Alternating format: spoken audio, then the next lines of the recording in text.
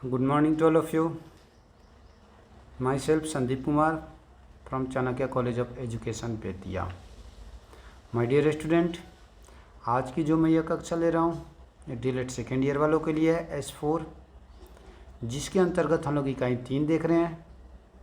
इकाई 3 में कल हम लोगों ने देखा था दैनिक प्रतिबिंबित डायरी के बारे में. आज हम लोग देखेंगे इकाई 3 के अंतर्गत दैनिक प्रतिबिंबित डायरी की विशेषताओं के बारे में.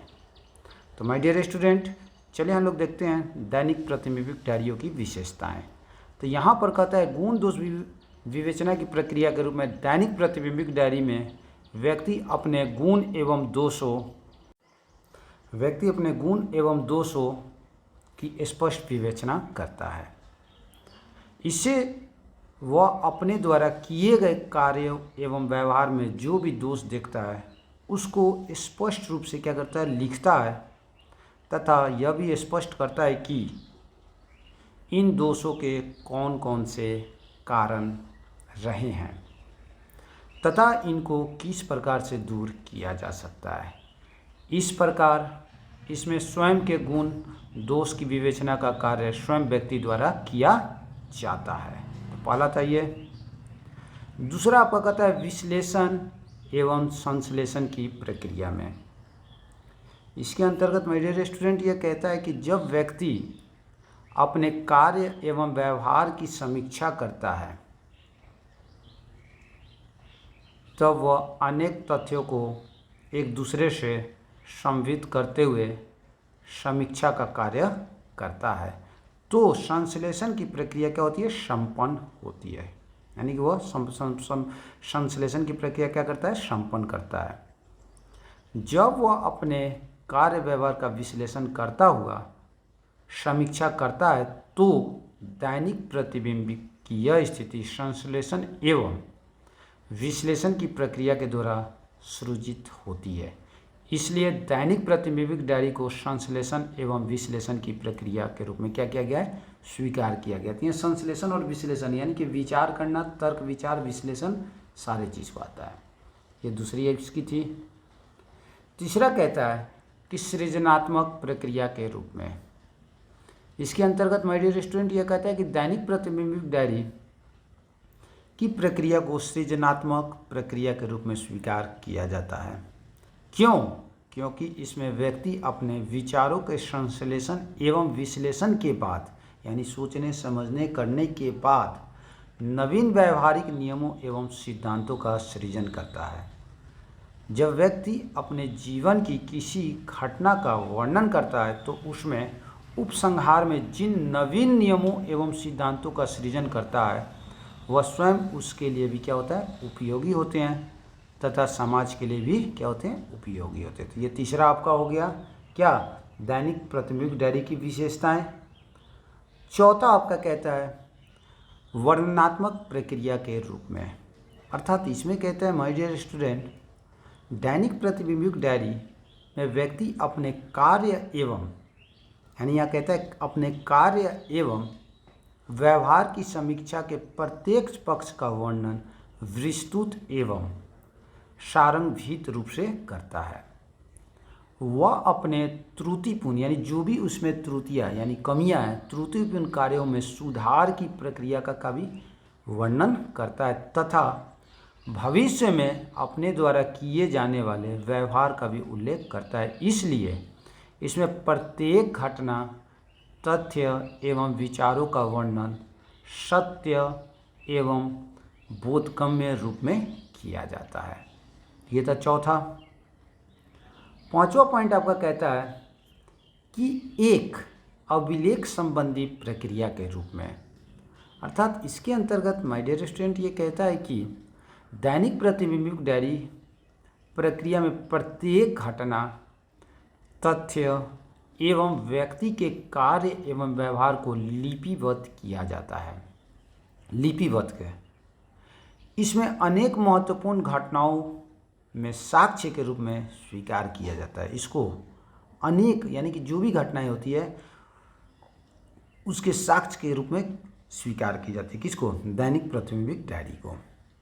यह व्यक्ति का स्वयं का अभिलेख होता है। यानी कि यह क्या होता है, व्यक्ति के द्वारा खुद से लिखा हुआ एक अभिलेख होता है, यानी कि लिखा हुआ लेख होता है। क्या, दैनिक प्रतिबिंब डायरी के अंतर्गत जो भी हम लोग मैटर लिखते हैं, जिसमें सत्यता की पूर्ण संभावना निहित होती है। यानी कि इसमें पूर्ण रूप से क्या होती है, सत्यता होती है। इसलिए इसमें व्यक्ति के कार्य, व्यवहार एवं व्यवसाय संबंधित सभी प्रकार के अभिलेख क्या होते हैं, प्राप्त होते हैं। ये था 5वां नंबर, यानी कि एक अभिलेख संबंधी प्रक्रिया के रूप में। नेक्स्ट आपका कहता है 6 नंबर पर आत्मसंतुष्टि की प्रक्रिया के रूप में। तो इसके अंतर्गत माय डियर स्टूडेंट ये कहता है कि जब हम किसी कार्य को अच्छे रूप से करते हैं, यानी कि जो भी काम, देखिए हम लोग किसी भी प्रकार का जब कार्य को अच्छे रूप से मन से करते हैं तो हमें क्या होती है, आत्मसंतुष्टि की प्राप्ति होती है। तो कहता है कि जब हम किसी कार्य को अच्छे रूप में करते हैं तो अपने आप को गौरवान्वित अनुभव करते हैं, यानी कि उसमें हमें गौरव मिलता है, यानी कि हमें अच्छा लगता है। तथा किसी गलत कार्य को करते हैं तो आत्मग्लानि, यानी कि अपने आप में क्या होता है, दुख पहुंचता है, आत्मग्लानि से भर जाते हैं। अच्छे कार्य के लिए हम अपनी प्रशंसा चाहते हैं, वही त्रुटिपूर्ण कार्य या आत्मग्लानि संबंधी कार्य का पश्चाताप करना चाहते हैं। यानी कि देखिए जब अच्छा काम हम लोग करते हैं तो क्या होता है, हमें खुशी मिलता है, हम चाहते हैं कि लोग हमारी प्रशंसा करते हैं। और अगर गड़बड़ कार्य का होता है तो क्या होता है, हमें उसमें बहुत पछताना पड़ता है कि कैसे हुआ, क्यों हुआ, नहीं होना चाहिए इत्यादि। आगे कहता है कि दैनिक डायरी में दोनों ही कार्य संभव होते हैं, क्योंकि इसमें व्यक्ति अपनी प्रशंसा भी करता है तथा पश्चाताप भी करता है। यानी कि अपने अच्छे व्यवहार को भी बताता है और बुरे को भी बताता है। अच्छा है तो वह प्रशंसा करता है और बुरा है तो वो पश्चाताप करता है। इससे उसके मन का बोझ हल्का होता है तथा मानसिक संतुष्टि भी हो जाती है। इससे वह आत्मसंतोष का भी अनुभव करता है। ये तो 6 नंबर पॉइंट आत्मसंतुष्टि की प्रक्रिया के रूप में। नेक्स्ट आपका कहता है 7 नंबर में एक तार्किक प्रक्रिया के रूप में। इसमें कहता है माय डियर स्टूडेंट, जब व्यक्ति डायरी लेखन का कार्य करता है तो वह विभिन्न प्रकार के तर्क वितर्क करता है, यानी अनेकों प्रकार के सोच विचार सारी चीज़ को करता है।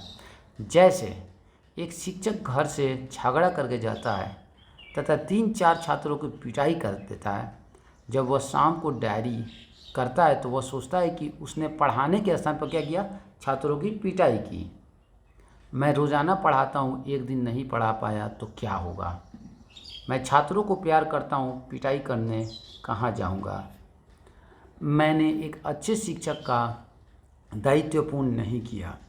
मेरे मन में बहुत पछतावा है, ऐसी त्रुटि नहीं करूँगा। इन सभी में क्या है, इन सभी में विभिन्न प्रकार के क्या है, तर्क होते हैं। यानी कि वो सोच रहा है कि मैं उसको पढ़ाना चाहिए था, नहीं पढ़ाएं, ये हो गया, वो हो गया, मुझको ऐसा नहीं करना चाहिए, तो ये वगैरह वगैरह आपको कहता है। आगे कहता है कि विभिन्न प्रकार के तर्क होते हैं, परंतु अंत में सही निष्कर्ष निकलता है। इसलिए व्यक्ति दैनिक प्रतिबिंबित डायरी से सही तर्क सीखता है एवं कुर्तकों को क्या करता है, दूर करता है। क्योंकि शिक्षक के पहले 2 वाक्य कुर्तुक थे तथा अंतिम वाक्य सही का क्या था, तर्क था। ये आपका हो गया 7 नंबर। 8 नंबर में आपका कहता है आत्म मूल्यांकन की प्रक्रिया के रूप में। तो यहाँ कहता है आत्म मूल्यांकन की प्रक्रिया के रूप में दैनिक प्रतिबिंबित डायरी में माय डियर स्टूडेंट यह कहता है कि दैनिक प्रतिबिंबित डायरी में व्यक्ति अपने कार्य एवं व्यवहार का स्व मूल्यांकन करते हैं, यानी कि सेल्फ, खुद का। क्यों करता है, क्योंकि वह तो खुद से लिख रहा है, तो इसलिए वह खुद का मूल्यांकन करता है। कहता है स्व मूल्यांकन करता है, उसकी प्रत्येक वस्तु स्थिति स्पष्ट होती है, यानी कि उसके सामने प्रत्येक वस्तु स्थिति क्या होती है, स्पष्ट होती है। तथा इस प्रकार का मूल्यांकन सदैव सत्य के क्या होता है, समीप होता है, यानी कि सत्य के नज़दीक होता है। इसमें व्यक्ति अपनी कमियों का भी वर्णन सरल रूप में करता है, यानी कि उसके अंदर में क्या कमी है वह उसका सरल रूप में करता है। क्यों, क्योंकि उसके ऊपर किसी का दबाव नहीं होता है। क्यों नहीं होता है, क्योंकि वो जो चीज़ें लिख रहा है वो स्वयं से लिख रहा है, अपने लिए लिख रहा है, ना कि दूसरे के लिए लिख रहा है। तो जाहिर सी बात है, तो उसके ऊपर किसी प्रकार का क्या नहीं होगा, दबाव नहीं होगा।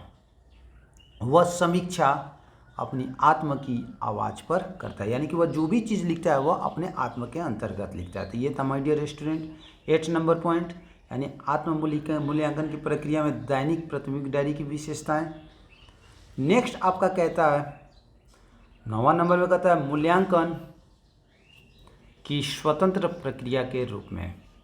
तो इसमें कहते हैं माय डियर स्टूडेंट, सामान्य रूप से विचार किए जाए तो यह स्पष्ट होना है कि दैनिक प्राथमिक डायरी में व्यक्ति पर किसी प्रकार का कोई क्या नहीं होता है, दबाव नहीं होता है। यानी कि व्यक्ति इसे अपने मन से लिखता है, इसमें किसी के ऊपर किसी प्रकार का दबाव नहीं होता। वह इस कार्य को अपनी आत्मिक शांति के लिए करता है, यानी कि अपनी आत्मा की शांति के लिए करता है। इसलिए इस मूल्यांकन कार्य में पूर्ण निष्पक्षता होती है, यानी कि पूर्ण रूप से इसमें क्या होती है, निष्पक्षता होती है।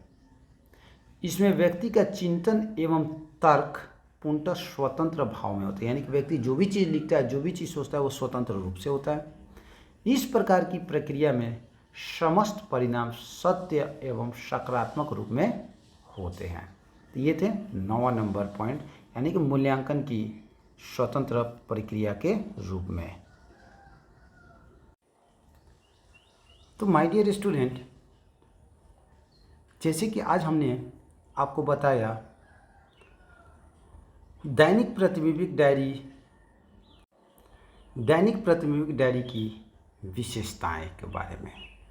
तो ये जो थे टोटल 9, ये क्या थे, पूर्ण रूप से दैनिक प्राथमिक डायरी की विशेषताएं थी। मैं आपको एक चीज़ और फिर से उस चीज़ को रिमाइंड कर देता हूँ कि दैनिक प्राथमिक डायरी से तात्पर्य हमारा उस प्रकार के अभिलेखों से है जो व्यक्ति क्या करता है, लिखता है, या तो अपने आप को आगे बढ़ाने के लिए या फिर अपने लिखे हुए कार्य को दूसरों के लिए, ताकि दूसरे लोग उसे देखकर क्या लाभान्वित हो, अपने जीवन यापन को आगे की ओर निरंतर बढ़ाते सकें। साथ ही साथ आज हम लोग जो भी महाराजा या प्राचीन काल के जो भी योद्धाओं के बारे में पढ़ते हैं, तो क्या है, वो उनकी एक अभिलेख है, जिसके बारे में उस अभिलेख के द्वारा हमें उस व्यक्ति के बारे में, उस योद्धा के बारे में हमें पूर्ण रूप से जानकारी मिलती है कि वो कैसे थे, क्या थे, और उसी चीज़ को हम लोग देखकर सीखते हैं और अपने जीवन में आगे की ओर बढ़ते हैं। तो दैनिक प्राथमिक डायरी यानी कि वो एक ऐसी डायरी होती है जो कि एक जिसे व्यक्ति अपने स्वेच्छा से स्वतंत्रता पूर्वक स्वयं से लिखता है। ये थी दैनिक प्राथमिक डायरी के बारे में। अगर इसकी विशेषता की बात करते हैं तो इसकी 9 विशेषताएं हैं, जो कि पहला हो जाता है गुण दोष विवेचना की प्रक्रिया के रूप में, दूसरा हो जाता है विश्लेषण एवं संश्लेषण की प्रक्रिया के रूप में, तीसरा हो जाता है सृजनात्मक प्रक्रिया के रूप में, चौथा होता है वर्णनात्मक प्रक्रिया के रूप में, पांचवा होता है अभिलेख, एक अभिलेख संबंधी प्रक्रिया के रूप में। नेक्स्ट आपका आता है आत्म संतुष्टि की प्रक्रिया के रूप में। नंबर 7 पर आता है एक तार्किक प्रक्रिया के रूप में। नंबर 8 कहता है आत्म मूल्यांकन की प्रक्रिया के रूप में, और लास्ट आपका आता है 9वां नंबर मूल्यांकन की स्वतंत्र प्रक्रिया के रूप में। तो ये जो 9 थे ये क्या थे, दैनिक प्राथमिक डायरी की विशेषताएं थी। तो माय डियर स्टूडेंट, मैं अपनी वाणी को यहीं विराम देता हूँ। अगर किसी भी स्टूडेंट को अगर कोई भी अगर समस्या होती है तो आप मुझसे कंसल्ट कर सकते हैं। So thank you, have a nice day.